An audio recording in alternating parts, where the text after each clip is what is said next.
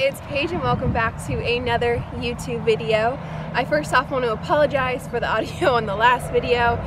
We didn't have a mic and it was very windy, so we tried to get the wind out and it just sounded very echoey. So I hope that the sound is better on this one. We have a little sound thingy on it now, but if it's not, then I'll just try to find days where it's not windy out. So thank you so much for being patient and understanding while I figure all this out with my new camera.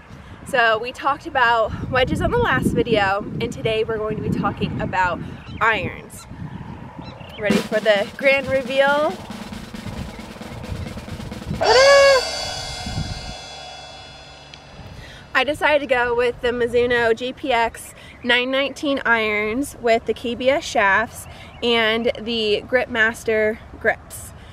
I love these. They are amazing. I hit the first shot with them, loved them right away, and it was between this one, my PXG, and the TaylorMade P790s. And then the TaylorMade P790s. We tried pretty much all the brands across the board. Nothing was really comparing to the PXG irons. It's not that they were bad, but they weren't better, and so there's no point obviously changing when it's not better, until I tried the TaylorMade P790s. Those outperformed the PXGs. They went a little bit farther and consistency was about the same.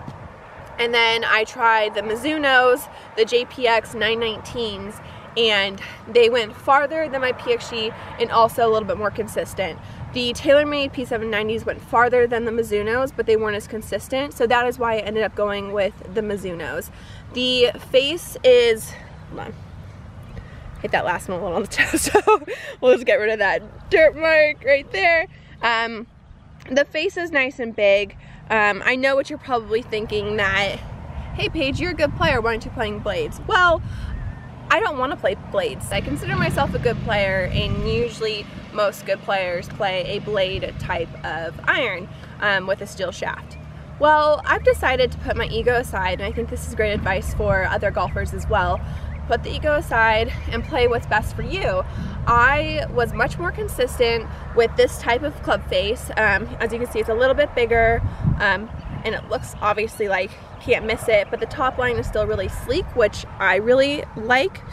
So when you look down on it, it doesn't look like this huge club face.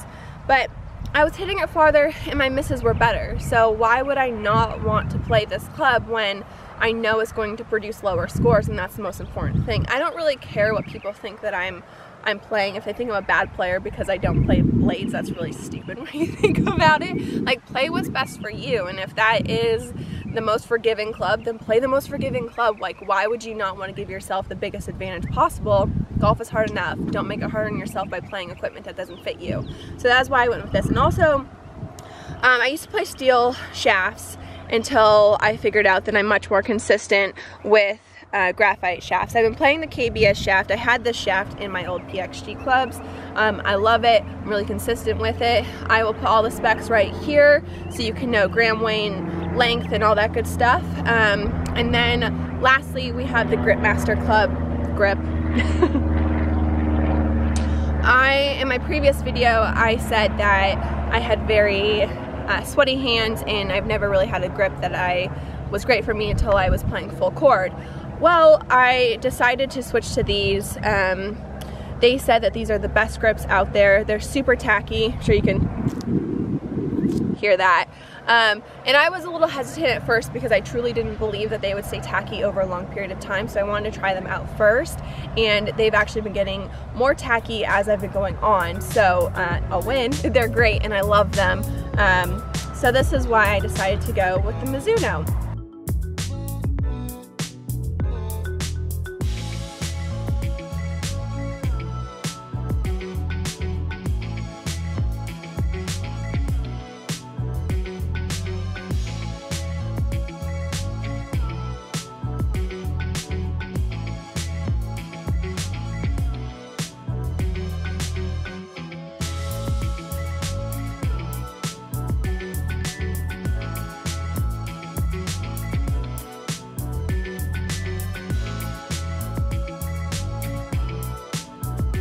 Next, we're gonna go over the numbers so you can see the improvement.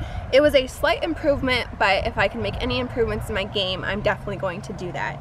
So with my old PXG clubs that I was playing, my ball speed was 112.9, my launch angle was 18.2, my backspin was 5,369, my side angle was negative 1.4, my carry was 161, and my total was 173.